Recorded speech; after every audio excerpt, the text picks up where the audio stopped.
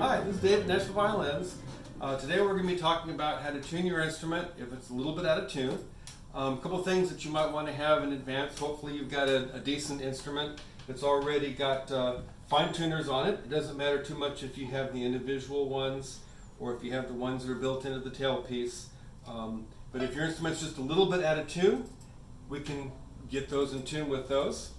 It's good to have a reference point for that before you start. So here's what these notes should sound like. If you're fairly close to this, then you can tune with just the tuners.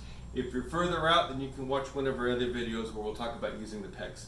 So here's your top note will be an E, A, D, and a G. So if you're fairly close to that, then all you need is a decent tuner. I recommend using one of any of the reputable brands, the D'Addario, Snark. My personal favorite's the Korg.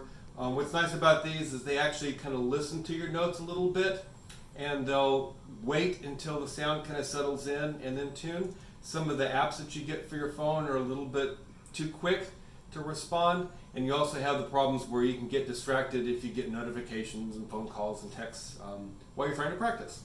So the first thing you'll do, you want to turn your tuner on.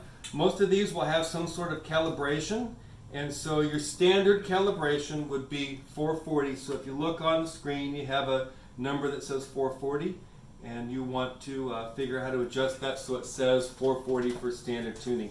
Just about everybody would use that unless you had to tune to another instrument that was out of tune, like a piano possibly. So pretty easy to do. You don't even need to have the bow if you're just getting started. You can just pick a note. In this case, it tells me that I'm playing an A and that I'm just pretty close in tune. If I'm a little flat, it'll show I'm down here, and so I'll turn this clockwise to make it go higher. If I go a little too far, it'll show that I'm sharp, and you'll just turn it back a little bit. You want to get that green light to come on. Usually that's close enough. If you fiddle around with it, you can get it exactly in tune with that arrow straight up and down. If you want to tune with a bow, you can get a little bit more accurate reading. You do need to make sure that you're advanced enough that you can play and get a good smooth sound. If you press down hard and light with the bow, you can actually change the pitch slightly, and that can be kind of troublesome.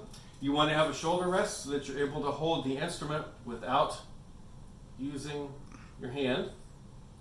You'll move your hand underneath like this so that you can feel around for your fine tuner. And on the A string, we'll do that same one again. You can tune.